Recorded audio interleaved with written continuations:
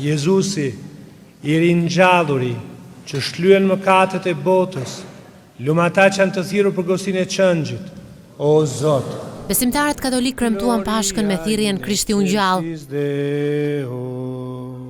Kjo fest është një nga ngjarjet më të rëndësishme që simbolizon triumfin e jetës mbi vdekjen. Me qindra qytetarë morën pjesë në meshën e shenjtë në katedralen e Shën Palit në Tiranë për të festuar ringjalljen e Krishtit.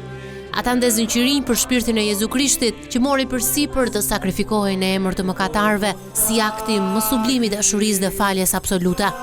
Në këtë ditë të shënuar, Zot Arjan Dodaj uroi besimtarët dhe u bëri thirrje të mos i dorëzohen të keqes. Largu nga e keqja, bëj të mirën, kërko paqen dhe ndiq atë. Sytë e Zotit janë gjithmonë mbi të drejtët. Të dashur vëllezër dhe motra, në dritën e Krishtit të ringjallur, nga dhënyes mbi errësirën e varrit, neve sot rizbulojmë lajmin më të bukur për të gjithë njerëzimin. Vdekja nuk e ka më fjalën e fundit.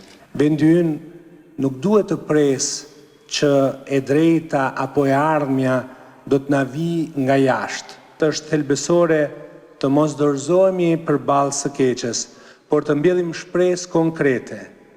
Shqipëria ka nevojë për burra dhe gra të ndershëm, që e duan këtë tokë dhe popullin e saj jo me fjalë, por me jetë të jetuara këtu.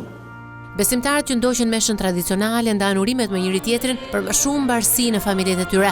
Një ndër traditat e Pashkës është bekimi i bukës apo ushqimeve në vigjiljet e kësaj feste në të gjitha kishat. Kremtimi i Pashkës vazhdon me drekën tradicionale në familje, ku përfshihen mishi i qingjit dhe vezët e lyera me ngjyrë të kuqe, një nga zakonet më të përhapura, simbol i gjakut të Krishtit. Pashka nuk është vetëm një traditë fetare, por një thirrje universale për një qasje më njerëzore ndaj jetës.